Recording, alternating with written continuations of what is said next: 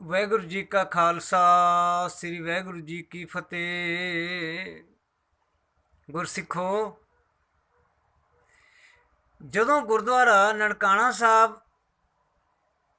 ਆਜ਼ਾਦ ਹੋਇਆ ਹੈ ਨਾ,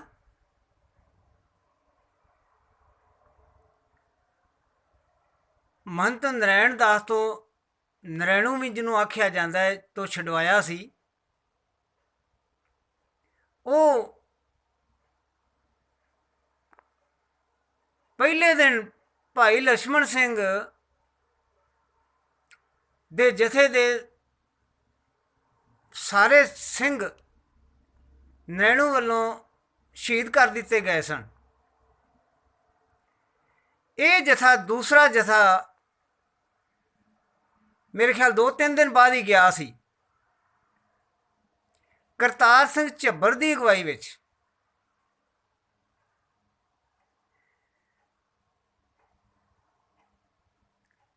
ਉਹ 5 ਜਥੇਦਾਰ ਸਨ। ਉਹਨਾਂ ਵਿੱਚ ਇੱਕ ਸਨ ਭਾਈ ਲੱਖਾ ਸਿੰਘ, ਜਿਹੜੇ ਕਿ ਮੇਰੇ ਪਰਦਾਦਾ ਜੀ ਦੇ ਸਕੇ ਭਰਾ ਸਨ। ਉਸ ਜਥੇ ਵਿੱਚ ਸਾਡੇ ਘਰ ਦੇ 12 ਜੀ ਸਨ।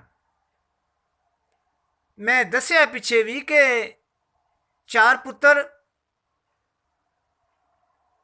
ਜਥੇਦਾਰ ਭਾਈ ਲੱਖਾ ਸਿੰਘ ਜੀ ਦੇ, ਇੱਕ ਭਤੀਜਾ ਤੇ 6 ਜੀ ਇਹਨਾਂ ਦੇ ਹੋਰ ਚਾਚੇ ਬਾਬੇ ਦੇ ਪੁੱਤਰ ਭਰਾ ਜੋ ਮਾਂਡੀ ਥੇ ਰਹਿੰਦੇ ਨੇ ਸ਼ੀਕੇ ਕੋਲ, ਉਹ ਸਨ।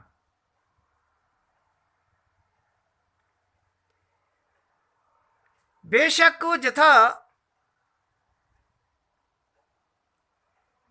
ਕਰਤਾਰ ਸਿੰਘ ਝੱਬਰ ਦੀ ਅਗਵਾਈ 'ਚ ਜਾਂਦਾ ਸੀ ਗਿਆ ਸੀ, ਪਰ ਜਥੇਦਾਰ 5 ਸਨ ਉਹਦੇ। ਇਹਨਾਂ ਵਿੱਚ ਇੱਕ ਭਾਈ ਲੱਖਾ ਸਿੰਘ ਸਨ, ਜਿਹੜੇ ਕਿ ਮੇਰੇ ਪੜਦਾਦਾ ਜੀ ਦੇ ਭਰਾ ਸਨ। ਹੈਡ ਤੇ ਜਦੋਂ ਇਕੱਠੇ ਹੋਏ ਨਾ, 2200 ਦਾ ਜਥਾ ਸੀ ਇਹ। ਉੱਥੇ ਕਰਤਾਰ ਸਿੰਘ ਝੱਬਰ ਨੇ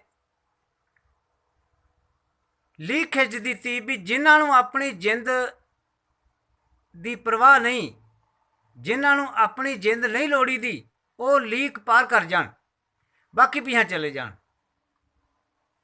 ਤੇ ਦੱਸਿਆ ਜਾਂਦਾ ਹੈ ਕਿ ਇੱਕ ਵੀ ਸਿੱਖ ਵਾਪਸ ਨਹੀਂ ਸੀ ਗਿਆ।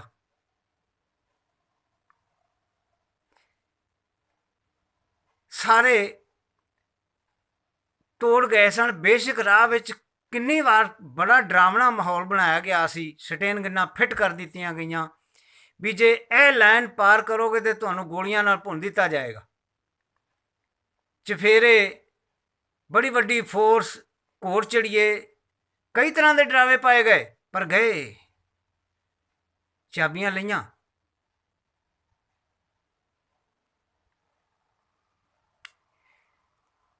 ਉਸ ਮੋਰਚੇ ਦੇ ਵਿੱਚ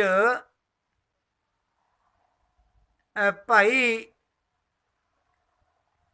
ਲੱਖਾ ਸਿੰਘ ਨੂੰ 7 ਸਾਲ ਸਜ਼ਾ ਹੋਈ। ਦੂਜਿਆਂ ਮੇਰੇ ਦਾਦਿਆਂ ਨੂੰ, ਉਹਨਾਂ ਜਿਹੜੇ ਪੁੱਤਰ ਸਨ ਮੇਰੇ ਦਾਦੇ ਹੀ ਲੱਗਦੇ ਸਨ, ਬਾਕੀ ਸਾਰਿਆਂ ਨੂੰ ਜਿੰਨੇ ਵੀ ਸਨ ਉਹਨਾਂ ਨੂੰ 2.5 ਸਾਲ ਸਜ਼ਾ ਹੋਈ।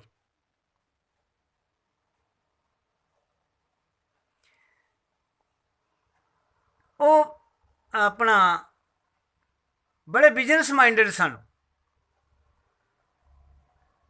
ਅਜੇ ਭੱਠਾ ਲਾਇਆ ਹੀ ਸੀ ਉਹਨਾਂ ਨੇ, ਕਿਉਂਕਿ ਸਾਰਾ ਕਾਰੋਬਾਰ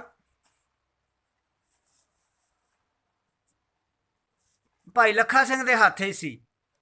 ਕਿਉਂਕਿ ਮੇਰੇ ਪੜਦਾਦੇ ਦੀ ਤੇ ਮੌਤ ਹੋ ਚੁੱਕੀ ਸੀ, ਮੇਰੇ ਦਾਦਾ ਜੀ ਅਜੇ ਛੋਟੀ ਉਮਰ ਵਿੱਚ ਹੀ ਸਨ। ਉਹ ਭੱਠਾ ਅਜੇ ਲੱਗਾ ਹੀ ਸੀ ਤੇ ਗ੍ਰਿਫਤਾਰੀ ਦੇਣੀ ਪੈ ਗਈ। ਨਾਲੇ ਉਹਨਾਂ ਆੜ੍ਹ ਦੀ ਦੁਕਾਨ ਵੀ ਖੋਲ੍ਹੀ ਸੀ ਸ਼ੇਖਪੁਰਾ। ਆਂਦੇ ਸਨ ਵੀ ਭਾਈ ਨੇ ਆੜ੍ਹ ਦੀ ਹੱਟੀ ਪਾਈ ਹੈ। सारा बिजनेस ठप हो गया।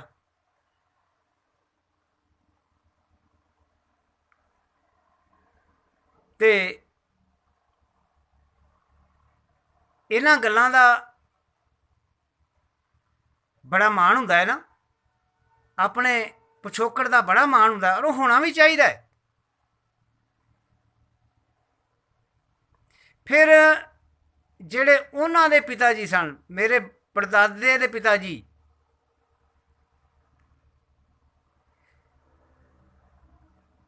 ज्वाला सिंह, जिन्हां ने उस साध दे यानी कि उन्हां उस साध नूं बड़ी सज़ा दिती। वो एडे भगत सन, उन्हां अपनी मौत तो 2 दिन पहलां दस दिता सी, भाई असां कल गऊ धूड़ी दे टाइम टुर जाना है। गऊ धूड़ी का जिहड़ा समा है, गऊ धूड़ी आंदे सन भी जदों डंगर शाम नूं वापस घर आउंदे सन ना, ते कच्चे राह हुंदे सन, धूड़ उड़ के समान नूं चढ़दी सी, उहनूं गऊ धूड़ी का समा आख्या जांदा सी। ते आखन लगे भी चंगा भला बापू ये एवें मारदा, इहनूं क्यों लगा। पर फिर भी उन्हें सोचा भी इन्नी भगत जिहा बंदा है, धियां तो चलो सद ही लेने, धियां सद लियां गईयां। उही टाइम गऊ धूड़ी का वो चादर लैके लम्मे पै गए, ते नाल ही श्वास निकल गई। इन्हां नूं मुल्तान की जेल विचों जदों जथेदार भाई लखा सिंह रिहा होए ना, सारा अकाली दल जलूस की शक्ल विच लैके आया सी।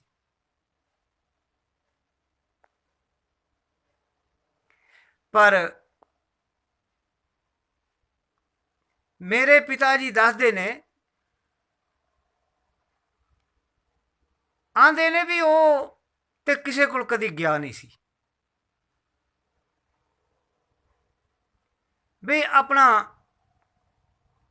क्रैडिट लैण वास्ते, जिवें अजकल रती कोई काम कर पे धर्म वास्ते तो क्रैडिट लैण नूं भज्जा फिरदा है। ते मैं हस के आख्या, मैं आख्या आंदे होने ने भी मैं किनू जाके आखां भी मैं अपनी अणख रखी है, तो मैनू मेरी रखी अणख दा मैनू इनाम मिले। मैं हो मेरे वर्गी होने ने भी अणख मैं अपनी रखी है, अणख पाली है, तो हुण मैं ਇਹਦਾ क्रैडिट लवां किसी कोलों, ਇਹਦਾ इनाम मैं लैण जा किसी कोलों। ਇਹ जीवन ਸੀ ਉਹਨਾਂ ਦਾ। ਤੇ ਅਸੀਂ ਆਪਣੇ ਵੱਡੇ ਵਡੇਰਿਆਂ ਦੇ ਜੀਵਨ ਨੂੰ ਹੀ ਜਾਂ ਆਪਣੇ ਮਾਣ ਮੱਤੇ ਇਤਿਹਾਸ ਨੂੰ ਲੈ ਕੇ ਹੀ ਇਹ ਅਸੀਂ ਭੁੱਲ ਜਾਂਦੇ ਹਾਂ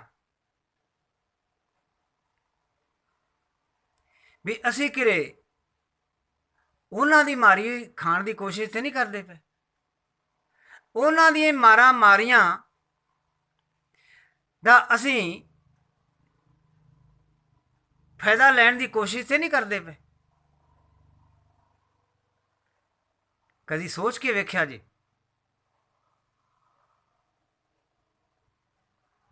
हाँ मान होना चाहिए, अपने मान मत्ते इतिहास का बिल्कुल मान होना चाहिए, पर सिर्फ यही नहीं कि असी अपने मान मत्ते इतिहास का चाहे साडा अपना होवे या खानदान का होवे या साडे पूरे सिख जगत का होवे, असी ये भुल ही जाइए कि मैं की करना पिया।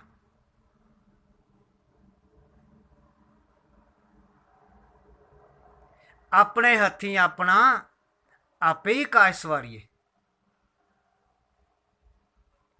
ਜੇ ਇਹੀ ਚੀਜ਼ ਲੈ ਕੇ ਬਹਿ ਰਹੀਏ ਵੀ ਸਾਡੀ ਪੰਥ ਵਾਸਤੇ ਏਡੀ ਵੱਡੀ ਕੁਰਬਾਨੀ,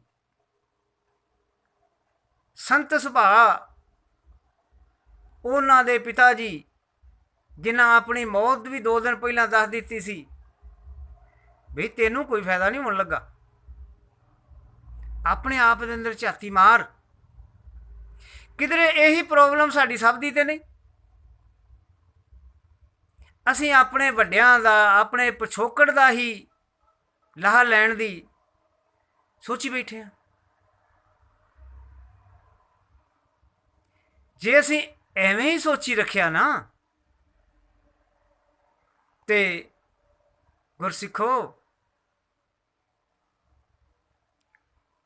ਆਪਣੇ ਆਪ ਦਾ ਭਲਾ ਤਾਂ ਨਹੀਂ ਅਸੀਂ ਕਰ ਸਕਦੇ, ਨਾ ਕਿਸੇ ਦੂਜੇ ਦਾ। ਆਓ ਆਪ ਸਿੱਖ ਬਣੀਏ, ਗੁਰਬਾਣੀ ਪੜ੍ਹੀਏ। ਇਸ ਤੋਂ ਅਗਲੀਆਂ ਸਾਰੀਆਂ ਕਥਾਵਾਂ ਜਿਹੜੀਆਂ ਮੈਂ ਕਰਨੀਆਂ ਨੇ ਨਾ, ਉਹ ਬਹੁਤਿਆਂ ਨੂੰ ਸੂਟ ਨਹੀਂ ਕਰਨੀਆਂ, ਕਿਉਂਕਿ ਗੁਰਬਾਣੀ ਅਨੁਸਾਰ ਕਥਾ ਬਹੁਤ ਘੱਟ ਲੋਕਾਂ ਨੂੰ ਸੂਟ ਕਰਦੀ ਏ।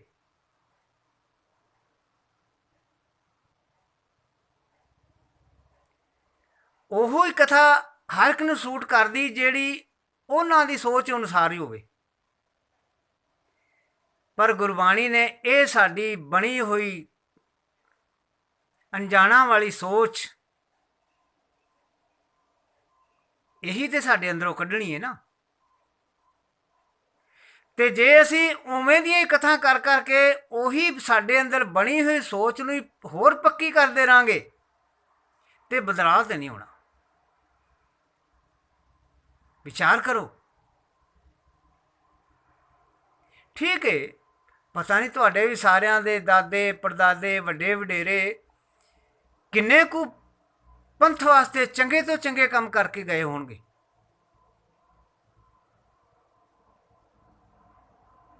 ਕੀ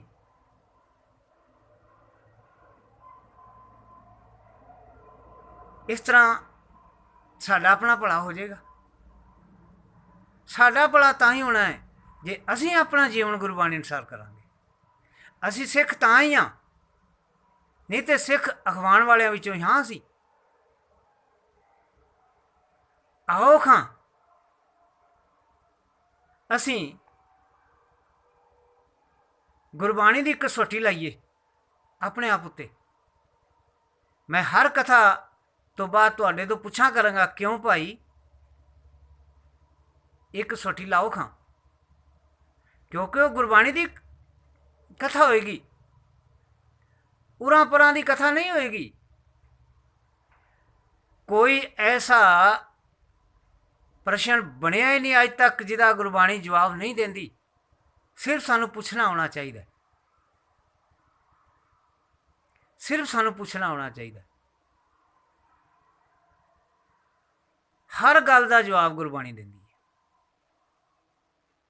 ਆਪ ਬਾਣੀ ਪੜ੍ਹੋ,